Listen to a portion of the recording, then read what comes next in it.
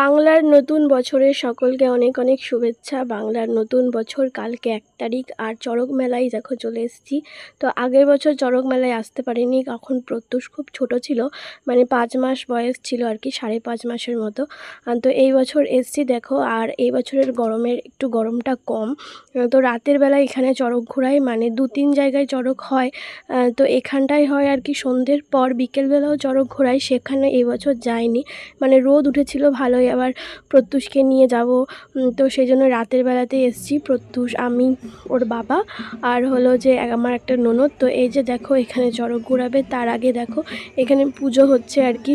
যারা আর কি উপোস করেছে তারা এখানে পুজো করছে। অনেক সন্ন্যাসীরা দেখো এখানে বড়শি ফোটানো হয়ে গেছে। তো এখানে কিন্তু আমি বিয়ের আগে চড়ক দেখেছি, মানে এই চড়ক ঘোরা, কিন্তু এরকম বড়শি ফোটানো দেখিনি। এই যে ২ বছর দেখলাম আর কি বড়শি ফোটানো। তো এই যে দেখো জিভে বড়শি ফুটিয়েছে, তারপরে হাতে বড়শি ফোটাই ৩-৪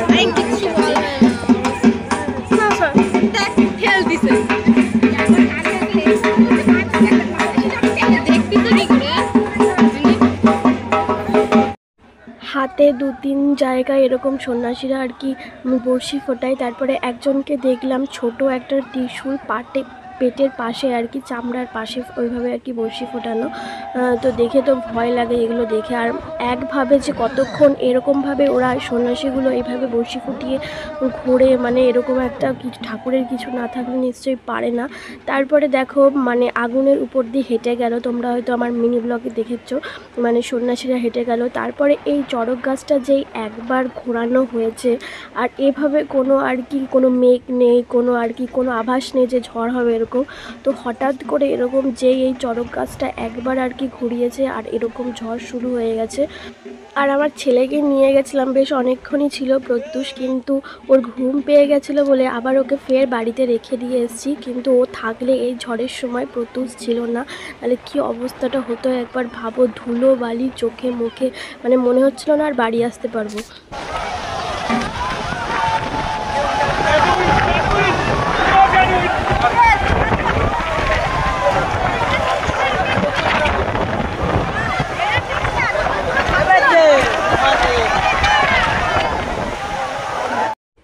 এত জোরে জোরে হাওয়া হচ্ছিল, মানে পুরো ঝড় হচ্ছিল, আর কি বলবো, মনে হচ্ছিল না যে বাড়ি যেতে পারবো।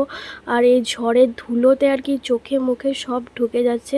আর লাস্টে দেখো চড়ক আর কি ঘোরানোই বন্ধ করে দিল। তারপরে আমরা যেই একটু হাওয়াটা কমেছে আর কি, তো বাড়ি চলে এসেছিলাম। তো তারপরে হয়তো আবার চড়ক ঘোরা হয়েছিল। আর কিভাবে দেখো হাওয়া আর কোনো মেঘ কিচ্ছু ছিল না, মানে মনেই হচ্ছিল না যে এরকম ঝড় হবে। তো সবাই বলছিল যে সন্ন্যাসীদের হয়তো কোনো ভুল টুল হয়েছে আর কি। তো সেই কারণে হতে পারে এই জিনিসটা, মানে এরকম হঠাৎ করে আর কি চড়ক ঘোরার সাথে সাথে গাছটা আর সেরকম ঝড় হয়ে মানে শুরু হয়ে যায়। আর নয়তো ঠাকুর হয়তো এটা মানে মানে বোঝাচ্ছে যে এখানে হয়তো ভগবান আছে, তো সেটাও হতে পারে। তো দেখো মানুষজন কিভাবে ছোটাছুটি করছিল। অর্ধেক শিব আর অর্ধেক পার্বতীর যেই রূপটা থাকে, মানে অনেক ফটোতে দেখা যায়, মানে সেই ফটো, মানে সেই ঠাকুরের পুজো যেটা বলে হরগৌরীর পুজো। আর সবাই এখানে চিৎকার করছিল, মানে হরগৌরী ঠাকুরকে আর কি ডাকছিল, মানে বলতো শিব আর দুর্গা। আর এটা হলো তার পরের দিন আরেক জায়গায়, চড়কের পরের দিন মানে পয়লা বৈশাখের দিন আবার এখানে চড়ক হয়, মানে অন্য একটা জায়গায়। তো সেখানে গেছিলাম, দেখো একসাথে 4 জনকে ঘোরাচ্ছে। তো ভিডিওটা আশা করি ভালো লাগলো, ভালো লাগলে পাশে থেকো।